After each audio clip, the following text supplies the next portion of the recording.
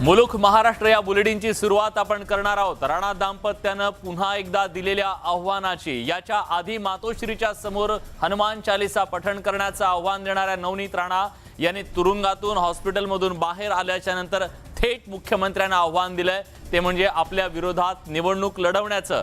त्यामुळे राणा दाम्पत्याची शिवसेनेच्या विरोधातली जी आक्रमक भूमिका आहे ती आज पुन्हा कायम असल्याचं दिसून आलं।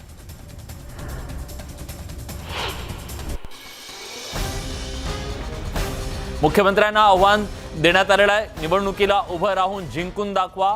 मुख्यमंत्र्यांनी कुठेही निवडणुकीसाठी उभं राहावं, मुख्यमंत्र्यांविरोधात मी उभी राहणार, लोकांमध्ये जाऊन जिंकून दाखवावं असं थेट आव्हान दिलेलं आहे। आणि त्याचबरोबर दिल्लीला जाऊन आपण राज्य सरकारनं आपल्यावर जो अन्याय केला त्याच्याबद्दलची तक्रार करणार असल्याचं नवनीत राणा यांनी म्हटलेलं आहे। लीलावती रुग्णालयातून आज त्यांना डिस्चार्ज मिळाला, त्यानंतर राणा दाम्पत्यानं माध्यमांना ही प्रतिक्रिया दिली आहे। माध्यमांशी बोलताना नवनीत राणा यांनी उद्धव ठाकरे सरकारवर कडाडून टीका केली आहे। ठाकरे सरकारकडून सत्तेचा दुरुपयोग सुरू आहे, महापालिका निवडणुकीत जनता उद्धव ठाकरेंना उत्तर देईल, राम हनुमानाचा विरोध केल्याची शिक्षा निवडणुकीत त्यांना मिळेल, हिम्मत असेल तर उद्धव ठाकरेंनी माझ्या विरोधात निवडणूक लढवून दाखवावी असं थेट आव्हान नवनीत राणांनी मुख्यमंत्री उद्धव ठाकरे यांना दिलंय।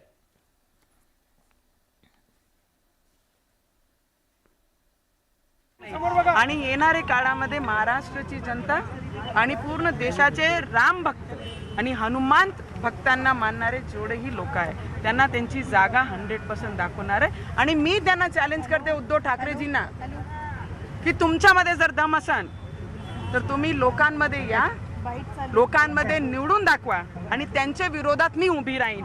त्यांनी मतदारसंघ निवडावं, पूर्ण महाराष्ट्रामध्ये जे मतदारसंघ त्यांना वाटते त्या मतदारसंघात त्यांनी उभे राहावं आणि त्यांच्या ऑपोजिटमध्ये एक महिलाची ताकद आणि इमानदारी आणि स्वतःचे नावावर भरोश्यावर आम्ही मेहनत करून त्या मतदारसंघामध्ये निवडून येऊ आणि तेव्हा त्यांना माहीत पडेल की जनताची ताकद म्हणजे काय असते। प्रत्येक नागरिकाला अधिकार आहे निवडणूक लढण्याचा, लढू द्या।